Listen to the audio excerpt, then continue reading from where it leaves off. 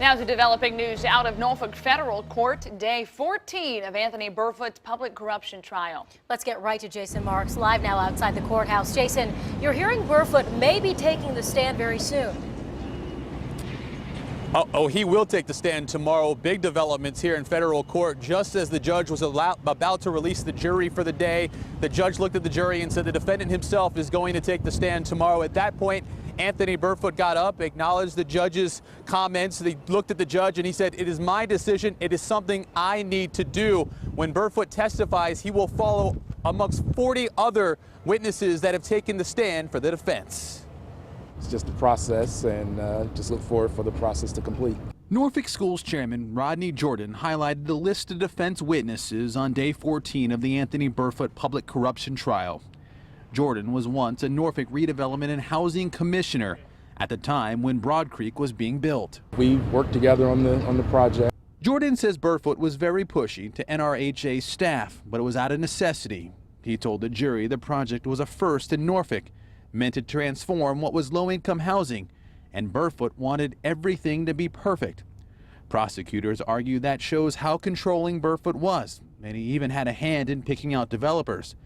The feds say the former vice mayor was working with Tyvis to get jobs, and in return, Tyvis was paying him off. Bruce Leuthold was involved in the day-to-day operations for NRHA in Broad Creek. He told the jury Burfoot would treat Tyvis harder than other developers. He also said Burfoot's passion was the reason Broad Creek was a success. On cross-examination, prosecutors asked Leuthold if he was ever allowed to make a decision on anything dealing with Broad Creek without consulting Burfoot first. The answer was no. Attorneys even pointed to an email Leuthold wrote to a co-worker questioning Burfoot's involvement with selling NRHA properties. Leuthold called it a dangerous position. Today, when asked about that email, he said, quote, "I guess that was my view at the time."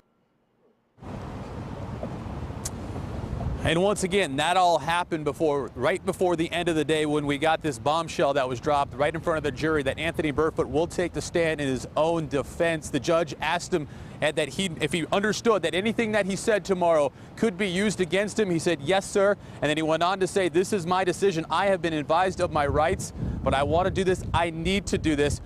His attorney, Andrew Sachs, has been saying for weeks now that Anthony Burfoot has a story to tell. He wants to go on the stand and tell the truth. He'll do that first thing tomorrow morning. Of course, I will be here, and I'll have the latest for you starting on Wavy News 10 midday on what Burfoot has to say when he takes the stand. You'll also hear, coming up on Wavy News 10 at 6, you'll hear from Andrew Sachs on why that they made the decision to have Anthony Burfoot testify tomorrow.